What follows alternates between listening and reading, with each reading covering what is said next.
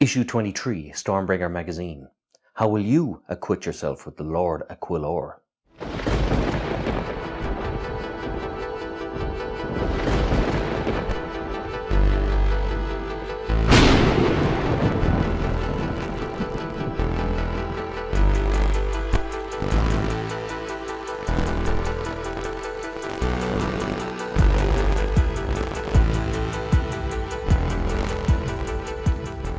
Hello and welcome to The Lucky Roll, an eclectic channel for eclectic games, and today we're going to be focusing on issue 23 of Hachette's Stormbringer magazine based on the Warhammer series Age of Sigmar.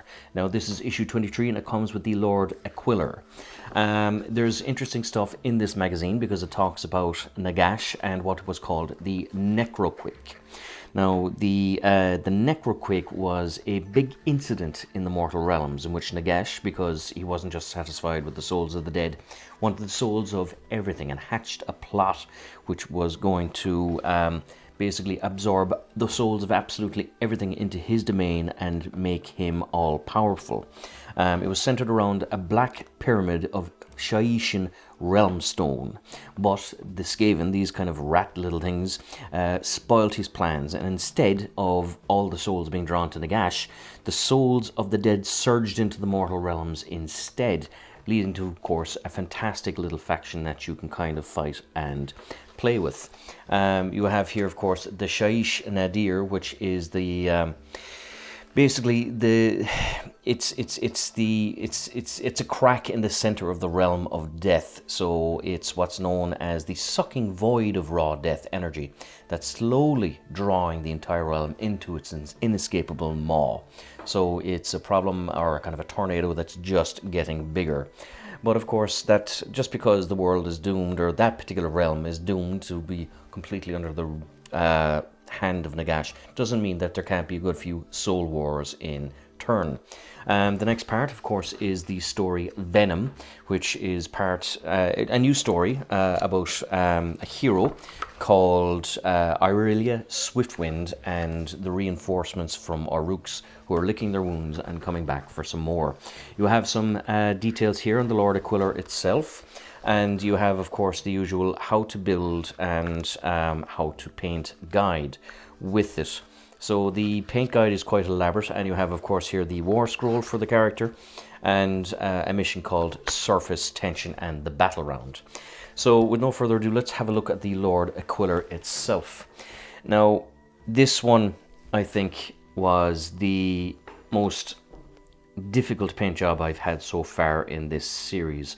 I'm not entirely 100% happy with it, but the parts that I am kind of happiest with are a result of the contrast paint, which you can see here. Now, I spoke about it in the last issue, which was the Glyph Charger Grey, which I thought brought out the details of the actual Glyph Charger in a fantastic way. I'm very happy with the way it brought out the detail, the musculature, the distinguishment of the feathers, and it did a much better job than I did with standard paints. I mean, here at the rump now, I'm not 100% happy with how it turned out for the model, but nevertheless, it's a good enough job for my purposes and for a person of my skill. But again, the main thing that I learned from this model is how effective this particular paint is, certainly on things like the feet or scales or anything like that.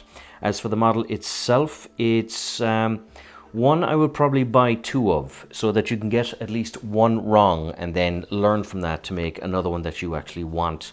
There is some small variation that this can come with a kind of a helmeted version instead of the heroic character here, but there's no variation in terms of the weapons or anything like that. Nevertheless, it is a fantastic looking miniature, a very kind of imposing griffin lion thing that you have here with the Lord atop of it, and of course he has his hammer as well as his actual sword. It's an astounding little mini, but I would perhaps buy two of them because it's for €13. It's a fantastic little price to get a fantastic little mini, but I do have a little bit of regret that I couldn't get it to the degree that I wanted.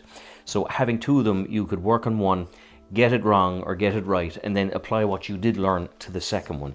So I mean, for example, even something paints that would kind of assume this color would just kind of help an awful lot. I think I base coated it with Wraithbone and then just put the Glyph Charger Grey on top of it, and it gave me, I mean, this is all thanks to the paint. There's no talent on my part here on the actual feet.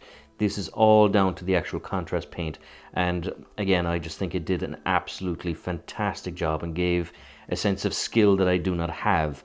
But no, aside from that, a fantastic little mini. And again, I know Hachette are probably going to love me for saying this, but it's worth buying 2 of them so you can get one wrong. So until next time, this is Sean from The Lucky Roll. If you enjoy these videos, please like, subscribe, all that good YouTube stuff. And until next time, good luck, God bless, stay safe, and see you for issue 24.